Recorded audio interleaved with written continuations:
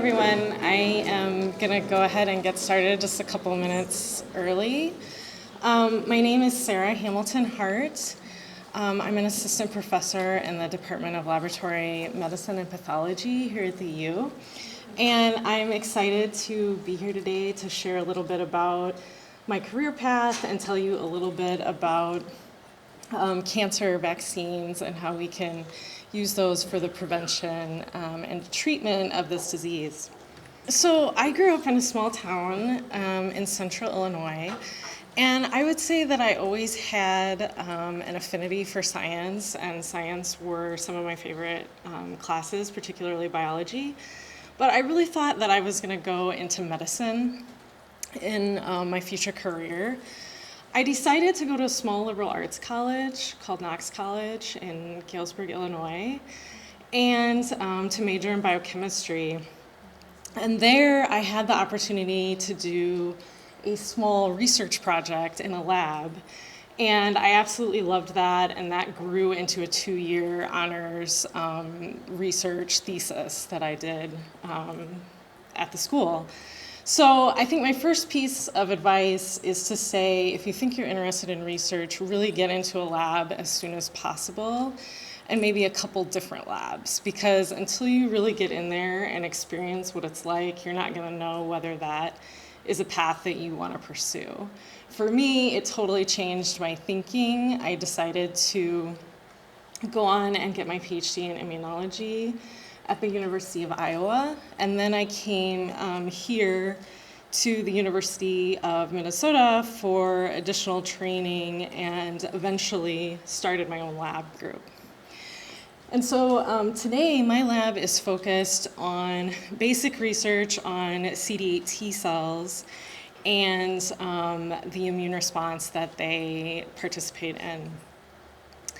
And I think what struck me initially when I was doing that first research project, and is still with me today, 20-some years later, is I thought it was very exciting that I could go into the lab and ask questions that literally no one on the planet knows the answer to.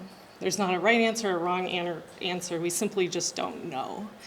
And I thought, and I still think, that it's pretty cool to be able to participate in the process of science where, step by step we gain knowledge that allows us a greater understanding of particular immune cells and how they work to combat various diseases.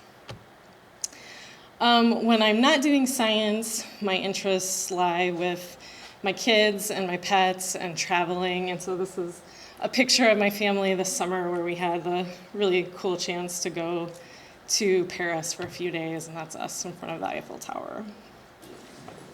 Okay, so I'm going to talk just a little bit about vaccines today. And I think typically when we think vaccines, we think about those shots we get to protect us from infectious diseases. And so really vaccines are a way that we teach the immune system to fight off or strongly respond to a microbe and prevent disease. And they are composed of really two things: an inactivated piece of that microbe, and we also call that an antigen, plus what we call an adjuvant. And an adjuvant is really just a big red flag for the immune system to say, hey, there's a problem here, we need to take care of something. So these two components at a basic level are what make up a vaccine. And so we can take that piece of microbe or that antigen, combine it with our adjuvant or a flag, and then inject that into a person. And when that happens, we develop what's called immune memory or protective immunity. And this is composed of T cells and B cells that are specific for that microbe, and they can persist in our body for a very long time, years and years. So B cells make antibodies, and T cells can recognize and kill infected cells, and these two arms together protect us should we ever happen to encounter that microbe again. And as I'm sure you're aware, this is extremely important, and this approach of vaccination has resulted in a dramatic reduction in many diseases, some of them listed here in these graphics. And really the approach has resulted in millions of lives being saved from the consequences of these really devastating diseases. So several decades ago now, scientists started asking the question, could this same approach be applied to the fight against cancer? And really, cancer vaccines, the goal is quite similar. We're trying to stimulate the immune system in a way where they can recognize cancer cells as abnormal and eliminate them from the body. There's a couple different broad types of cancer vaccines. So one type are vaccines that prevent cancer from ever occurring. And these are directed against viruses that persist chronically in our bodies and are known to often lead to the development of cancer. So a couple examples are hepatitis B infection and HPV that can lead to cervical and other cancers. So in this case, we stop the virus and therefore we stop the cancer from ever having a chance to occur. However, only some cancers are caused by viruses. So another approach are vaccines that treat an already existing cancer and prevent it from coming back. And an example of this is a prostate cancer vaccine that was FDA approved in 2010. So how do these treatment vaccines work? So sometimes there's a unique piece, or again, I'll use the word antigen, expressed by the cancer cell that can be targeted with a vaccine, and many people have the same type of cancer and have this same antigen expressed.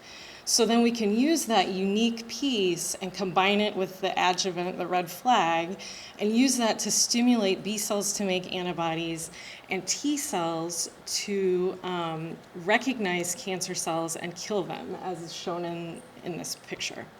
And this is the case for the prostate cancer vaccine.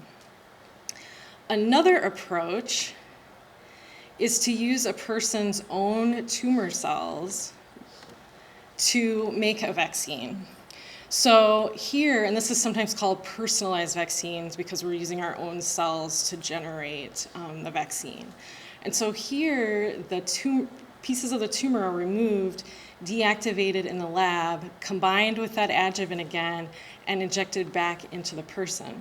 And this is an advantageous approach because here we don't need to know the specific antigen that we're targeting the immune system against because we have the whole tumor. So probably there's a lot of different antigens that the immune system has the chance to recognize. However, you need to have enough sample here to make this kind of vaccine, and it's not always amenable to every type of cancer. So ongoing challenges for this type of vaccine development are, number one, cancer cells suppress the immune system. That's why they exist in the first place, because they've circumvented our ability to recognize and destroy them. So we need better and stronger adjuvants to accomplish, to make better vaccines. And some ways that's being approached is to use bacteria and viruses that express cancer antigens and use those to stimulate the immune system.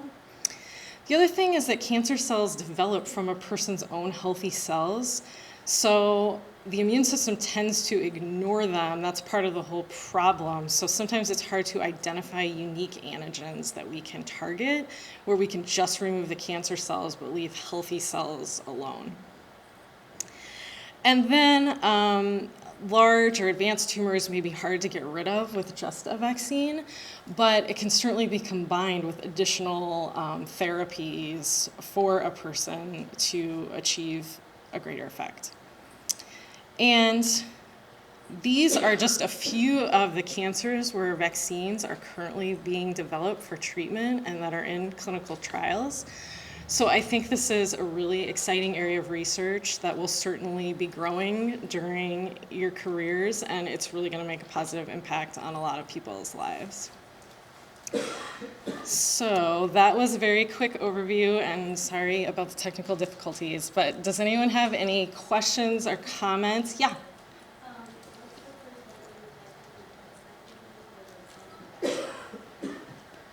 What? Sorry, I didn't hear it.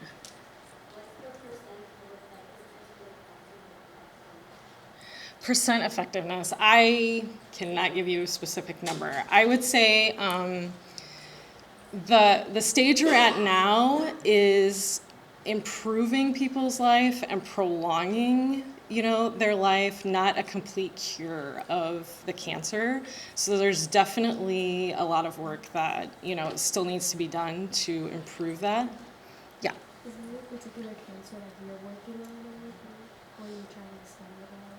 Or is it just a cancer in general? Can you repeat the question? Yes, sure. The question was if there was a particular vaccine type or cancer that I'm working on that this directly, applies, the things that I've said. So my work is really basic research on CD8 T cells that we apply to cancer models and infectious disease models. So I'm more on the side of the coin of understanding the best way to activate immune cells. Yeah. How long is the process of making someone like personalized vaccine? I am not sure how long that process takes. I mean, I should say, it's not an easy process. It's not something that you can just go in the lab and do in a day and turn around and be treating people. So that is another hurdle of, the logistics of going through that process and the expense of going through that process. I don't know. It would be hard for me to estimate how long that would take. Yeah. How long has this project been going, and what are your long-term and short-term goals with this moving forward? Okay, the question was how long has this been going and what are long-term goals? So in terms of cancer vaccines, those have been in the works for a couple of decades now. And I would say now we're verging on this point where a lot of them are getting to the phase of clinical trials and moving into humans. So of course, first we do experiments in the lab, we gain an understanding there, then we move to animal models, then we move to humans and we start doing clinical trials. So now we're at that stage of things.